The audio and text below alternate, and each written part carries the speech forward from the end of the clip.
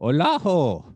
Welcome to Aural Hygiene, where we talk about educational films, experimental films, and weird documentaries. This is Matt. With me today is Andrew Shearer. Hello. Hi, I guess today, does this count as experimental film? I'd say so. Yeah, Yeah. especially for 1970. It's John Waters' first. I get this is the first feature. Just Mondo Trash doesn't quite count. Yeah. No, there's no talking. Yeah. So So we're gonna call this John Waters' first film because you got to have talking in a proper John Waters film. It is yeah. I mean, Multiple it's Maniacs, featuring all of the Maniacs. This is the Dreamland crew and the most full effect they ever showed up in, I guess. yeah, it is for people who are fans of that era John Waters, like pre-Hairspray John Waters. This is the where he really begins, I'd say, with his style. Well, I was just thinking with the crew. I mean, it's not long after his movie when they started dropping like flies. Yeah, it's so it's true. so it's sort of like everybody's here. So that because even once, God, when did David Lowery die? That was like before the run of movies was over. Like he was like that was mid 70s, was it? Yeah, David Lockery. David Lowery is Lockery, the Lockery. crack. Yeah, yeah. Thank you. I think I wrote Lowery in my notes. Oops. Anyway, David yeah, Lowery because is married to the owner of the 41. no, I was at least groovy enough to write Lockery. Okay, I just yeah, got Yeah, no, Athens there stuff in was my mind. he got really bad strung out and he died. Yeah, that's true. Because he's not even in some of the classic films. I think. Is he in No, Desperate Living? I seem to remember Pink Flamingos being his last one. Okay, yeah. Anyway, I would say here he's definitely the co-star with Divine. Like That's right. he's in the front seat pretty much, and Mink Stoll just steals her scenes, of course. I mean, when you Yeah. get your rosary, I guess you're gonna do that. So, uh, It's a great one. you Classic. you want to try and give the 4 to 5 sentence summary of this particular one? Yeah, well, it centers around the the was it the cavalcade of Cavalcade, perversion? cavalcade of Yeah. perversion. Yeah, it's so Divine and her friends all have uh this traveling circus tent that they use, and it's supposed to show like suburbanites, the weird, edgy, crazy people up close. Everything from two men kissing to someone making out with a bicycle seat. I mean, you got like everything in there, and really what they do is rob and murder people that go in the tent. It's pretty great. And but the B plot, the breakout plot, is that David Lochry's character is Divine's boyfriend, but he's very terrified and wants to leave and go run away with someone else. And man, shit just hits every fan. I'll say this now: Multiple Maniacs has the best ending in film history. Yeah, yeah, okay. I'm not going to argue that. I mean, it's my favorite kind of ending, and the only way you could match it is by copying it. I mean, it's about the biggest meltdown you're going to see from without a special effect. Well, if we call Divine a It's special a pretty effect, I guess, special. but yeah, but yeah, I mean the budget on this movie was so low they couldn't even afford like names, right? Yeah. It's Mr. David. Oh, she's Mink. It's like really, which honestly is fine for this. I mean, that's great. It's almost nice that they didn't bother, but Yeah. No, it is. I have some people that feel like because it's black and white and because there's it's got that Mondo kind of a feel to it, that it's kind of like, I mean, it definitely falls into the category of experimental. I mean, the only reason John Waters movies started to look better is because he started to learn how to use a camera, you know. right, because So he wasn't quite Mondo there yet. Trash is not. I mean, people are totally into John Waters, of course, will watch it, but Mondo Trash Show isn't like the easiest one to get through. No, it's a doesn't really have a plot per se. Mondo Trash Show is a honest to goodness 3-act structure, Yeah. even if you didn't know quite how to end it. That actually is, I think that was what I was first thinking of for doing this, but just multiple maniacs like spit out of my brain, but probably because it's a more entertaining watch in the end. So It does, and it has its artistic moments that sort of like transcend what you would consider a John Waters movie.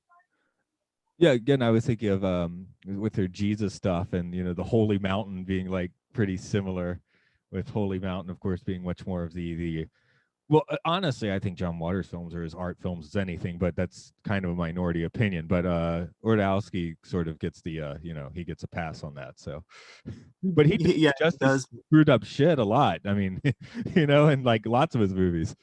John Waters, you can tell, was watching all of that stuff, and so it gave him the freedom to think about his way of doing those kind of things. It's really pretty cool. It has been a few years since I've read Shock Value, but I think I did read it about 5 times in the past. Yeah, it's a great book, and there, one of his longtime crew members and associates wrote a book, and I can't remember what it was called, but it was kind of like seeing the flip side of shock value, where you got those experiences from another person's angle, and I can't remember. He wasn't with John all the way up through the end or whatever, because I think we both agreed he stopped making movies. Um, I want to say maybe Crybaby was the last one this guy worked on, but he was there from the old ones. That I was about to say, if you're in through the entire '70s run, that's pretty solid. Yeah, But yeah, of course, there also is a plus that John Waters happens to be a very good writer. So yeah. true. And you see his obsessions with crime in this. The Tate LaBianca murders had not yet been solved when this was made and when this was being shot, and so like Divine's character is trying to brainwash David Lochary into thinking he's the one that committed the murders. I think they call And that gaslighting now. yeah, yeah, and so it's an interesting element because John Waters. I mean, there's Manson stuff in most of his movies, if not direct references. Then you know, Well, I mean, let's face it, the Dreamland crew is sort of like a less murdery Manson vibe anyway, right? I guess you could say that. Yeah. Especially at this point in time. So Well, yeah. I mean, if they're John, I believe has said they were committing cinematic atrocities or something like that. And so right, so those, their blood on the screen was not spilling the actual blood of Hollywood people, but making this, which is, of course, a better call, even if yeah, many people do. Cecil B. Demented is kind of like a fantasy version of that, I suppose. So we had to look at what is Criterion print. There's been some soundtrack changes, like Mhm. what they had Yeah, Elvis on the original, I think.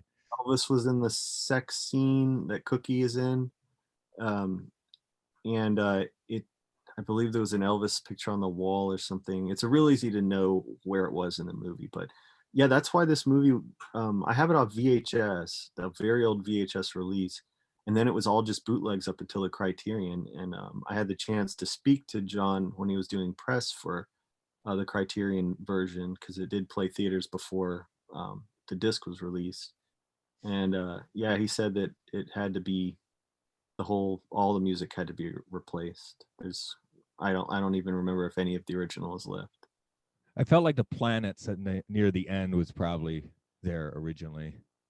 The classical at the end. Dun, dun, dun, I'm pretty sure I'm that so was there, used but to watching the new one that I I can't mean, remember. but yeah, this one was like almost impossible to get your hands on for quite a long time. So I think maybe I watched it with you once, but it's not like the other John Waters films where I've seen them several times. Yeah, no, I have the tapes of Mondo Trasho and Multiple Maniacs. I probably dubbed off of your dub or something horrible like that. I mean, these were tapes I bought used at a video store. So Oh, yeah, okay. It was a you had to have one. copied Okay, the. just a copy of a. Well, I remember it probably not looking so great on VHS anyway, but Oh no, it's horrid, horrible, horrible. I mean, I would love to see Mondo Trash. I wouldn't care if it even had no sound. I would love to see it properly restored the way this one was because Multiple Maniacs looks incredible. I mean, yeah, it I guess really that's where does. I enjoyed it much more this time because I remember not liking it as much as the other John Waters films, and it was, I think it was probably just from watching a fuzzy headache-inducing version on videotape. Yeah, and plus you lose a lot of the, because everybody's white in this movie.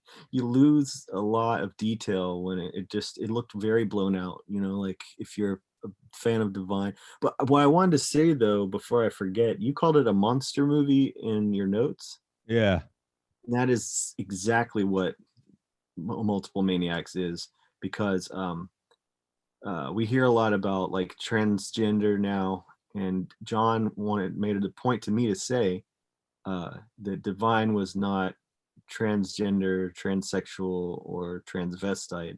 Divine did not want to be a woman. Divine wanted to be Godzilla. there we go. Well, she definitely made that happen by the end of this film. So I know, right? I mean, that's what a wonderful ending. well, yeah, with the folks running down the street from a crazed drag queen, it's great. It's like a kid just randomly joined when they were doing it. And we do need to throw out the props, especially for 1970, just how well shot it is. Obviously, there's no budget to speak of at all, but just, things are framed well. It's not, like Manos, the Hands of Fate. It's like God knows what they were doing with the camera, but the camera's where it's supposed to be in most of these shots. So Yeah, no, and like I said, there are parts that kind of transcend what you would expect from John Waters, not just the Stations of the Cross part, but the Rosary scene as well. You can't, in the amount of time they did that, you have to have planned it out well, because they just like got in there and filmed it while someone else was distracting the staff there at the church. Reminds me, there was a news article a few weeks back about the priest in Louisiana that was someone took pictures of him having like a threesome on the altar.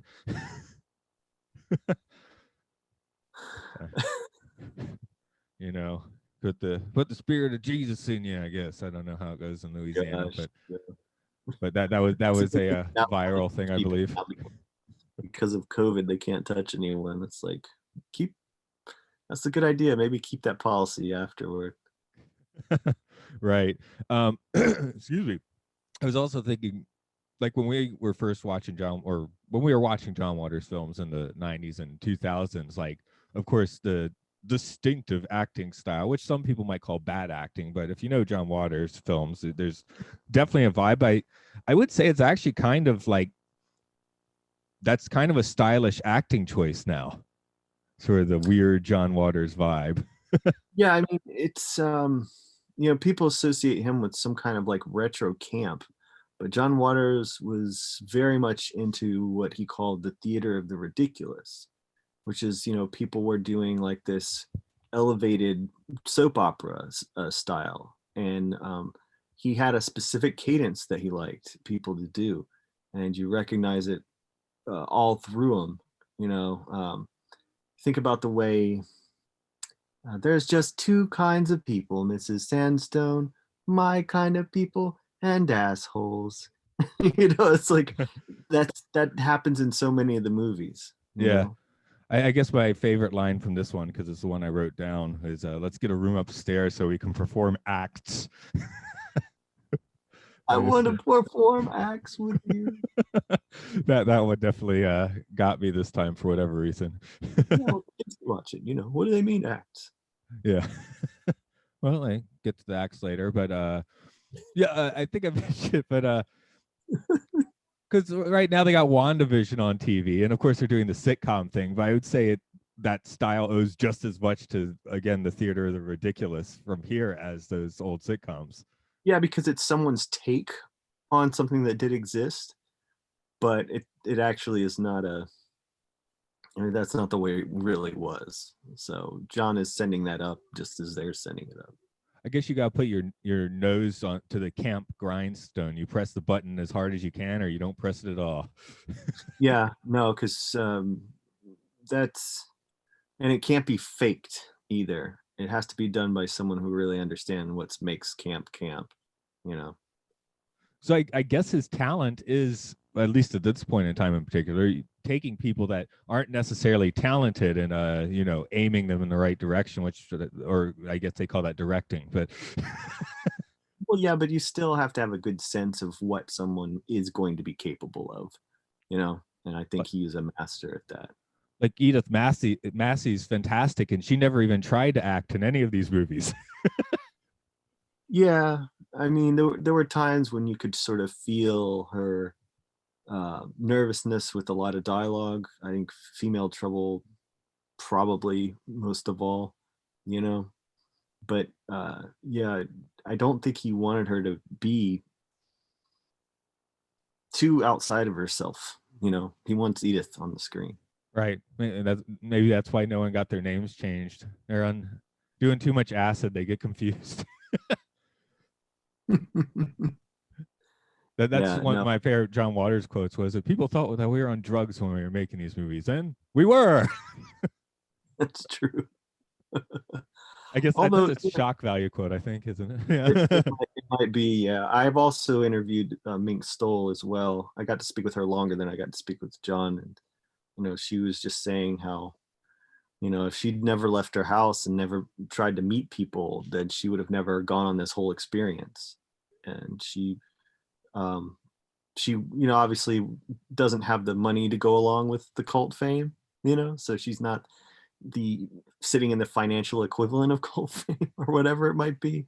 I guess they don't have a John Waters convention circuit. They should, but no, they just, you'll see them sometimes. Mink was doing conventions for a while, but she's also one of the only ones left, and one of the only ones that would travel, and one of the only ones still working. Yeah, I was about to say she's gotten plenty of work outside of these films, which you can't really say for most of the crew. Yeah, no, but it's circled around to where now she's got the respect of having done John Waters films, and so that's really cool that she was able to play that into anything. No, it shows up in this one. I was definitely thinking, oh, this is like her ground floor for like actually becoming a sort of legendary character actor. But in this film, just literally coming in off the street, right? No, my Desperate Living is my favorite because of Mink Stoll's tirade that she goes on. You could be pregnant, Beth. Well, but I love Multiple Maniacs because it's one of the ones that still tends to sometimes upset people because of all the religious stuff that's in it. Yeah, and then again, I guess that's where I was thinking the Holy Mountain. Yeah, it's hard to. Desperate Living, just I guess that one's weird because like it's got like the fantasy land, so it's all the weird constructed sets. So there's like total break with reality, whereas this one has no sets. It's all just like, unless you count those tents. No, it's not. There's a church, John Waters' apartment. What are the other settings? The bar that Edith Massey actually worked in. Yeah, no, I believe someone on the crew actually flipped out and left because they were convinced that John Waters was an FBI agent and that the film itself was a setup to try and frame a hippie for having done those murders. Right. So he was probably on off acid. get paranoid or something, right? I mean, John has said it. Everyone said it. They were pretty high when they made these movies. Yeah. But getting high and being the Manson family and being these folks are nicely different things, as I mentioned before. So John, when he was writing them, maybe under the influence, but I have a feeling on set, I think he was pretty clear. Yeah, I mean the photography itself in this movie is quite well done. I guess that's why it rates a Criterion edition, right? Yeah, no, and that blew my mind. Beyond the Valley of the Dolls was a little bit more expected because it was a big studio production. But yeah, Multiple Maniacs has led to other John Waters stuff being on Criterion. It's just incredible. I'm hoping for. What was the quote unquote budget for this one? Oh no. Okay, I'm wondering if it was like nothing. Obviously, they have some nice film stock this time and some sound Yeah, equipment. no, he was usually able to hit up his parents for money and pay them back. Yeah, this must still be a borrowing it from the parent part of the stage. I So, would guess. Yeah. but So, all of that money's on the screen at least. And oh yeah, oh yeah. yeah, No, that's I guess most of that money went to Lobster. love story. Yeah. So for those who've not watched this, the film ends abruptly with a giant, um, like fiberglass paper mache. I don't know what they made it out of. A giant lobster attacking Divine. And do we say that it rapes Divine? I don't really know. I was pretty sure it did. Okay. It's just a clickety clackety mess of half broken thing. But the fact that someone built it and puppeteered it and it exists on film, is just perfection. I don't think, I have we talked about the Muppets theory of endings when they can't come up with an ending, either someone is exploded or eaten. I've definitely heard that before. Okay, yeah. So that was their vibe. If they couldn't come up with ending, explodo or be eaten. And I feel like I'm not saying that John didn't know exactly how he was going to end the monster movie with an actual monster on screen, defeating Godzilla, but it's the last thing you're expecting, you know. But it absolutely needs to be here. Yeah, now I get that. That's where the Muppet theory works, I guess. Yeah, no, it's like when in doubt, giant lobster. But yeah, I mean, it's huge, and you could tell a lot of work went into making it. Yeah, it's a throwback to like those cheeseball 50s monsters that, if photographed well, you're like, that's kind of funny and cheesy, but if photographed poorly, you're like, oh my, that's a piece of shit right there. And we do have to look specifically at the cavalcade of perversions. It's sort of like the John Waters primer, right? I Like would say here, so. like for his entire, well, at least his '70s film career, if not a Yeah. little beyond. No, because you were with me when he came to Athens, to do one of his lectures. Did you also go see Pink Flamingos with me, where they had the intermission? Yeah, yeah. I feel like no. Oh yeah, it was like they screened Pink Flamingos earlier in the day. It wasn't all together, was it? I don't He remember. wasn't But there during the screening, no. anyway, I saw the screening. I saw the lecture as well. So Yeah, in the screening, it's one of my most unforgettable, and this will tell you everything about John Waters' 70s work. Here we were at a college in Athens, Georgia, supposedly a hip art town, at the school that has an art school. John Waters being the cultural figure he is, the icon he is, people just went for the doors after that asshole scene. yeah, I do remember that. But it's almost like I would have been disappointed if that didn't happen. You know? I was shocked at their shock. You know, the movie still has power. Yeah. This one, what do And we have here? We got the puke eater.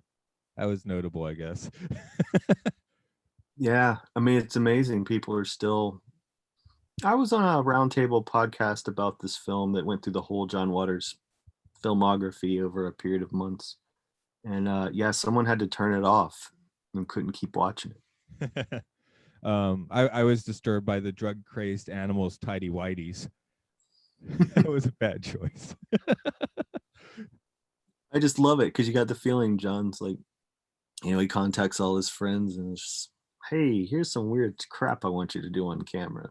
And the beauty of those is they had no idea it would be on the Criterion Collection Blu-ray, you know. Right.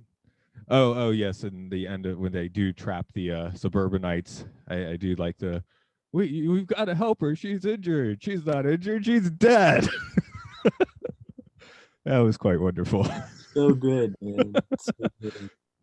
I do wonder why they tied her up since she was dead, but whatever. I mean, why not? Really, I mean, who can say? I've never worked in any sort of cavalcade. we were just talking Buñuel, and I was thinking of another Buñuel film here with the Exterminating Angel, where like no one can leave the tent. It's like Yeah, none of them want to be there, and then they all get like mugged. So maybe they should have left. It's yeah. the No, power and charm. that was great. I'm remembering that now from the notes. The Exterminating Angel being in there. I mean, if you wanted to compare this with Buñuel, I think that they were kind of taking shots at the same types of people. Yeah, yeah, Um, really. and that beginning scene would definitely be an example of that. Although this has like zero pretensions doing it, which is a big part of its charm. Yeah, no, there's you don't have to guess who they're aiming at. I mean, for an art film director, I'd say Bidwell takes a lot of the piss out, but there's still a touch of pretentiousness with his stuff. Whereas here, nothing. It's just like a bunch of weirdos that showed up in front of what John Waters' parents' house and doing this There crap. were, yeah, the front yard, his parents' front yard. Oh God, no, it just for me as someone who made their own movies for pretty much my whole life, I very inspired by the John Waters making movies just using his friends and just shooting where they could. That kind of thing really inspired me. And had I known of its existence when I was a kid, on the one hand, I would have maybe been a bit more ambitious. But on the other hand, they maybe would have warped me. I don't know if I. Yeah. I mean, See, is there really a film more psychotronic than this one? I don't think so. No, especially when you figure in the music and stuff. I mean, you can't have a show about underground film or experimental film or weird movies and not put one of these two, either Mondo Trasho or Multiple Maniacs, in there. They're Yeah. too influential, and they're too like exactly what you would be looking for, I think. Yeah, and I actually I do have the Mondo in the mind. I think I want to go for one of the earlier 60s Mondos first, because again, at that point John Waters was still like copying a template. This movie he's making his own template. Mm-hmm. Yeah. No, there's, you got your animal.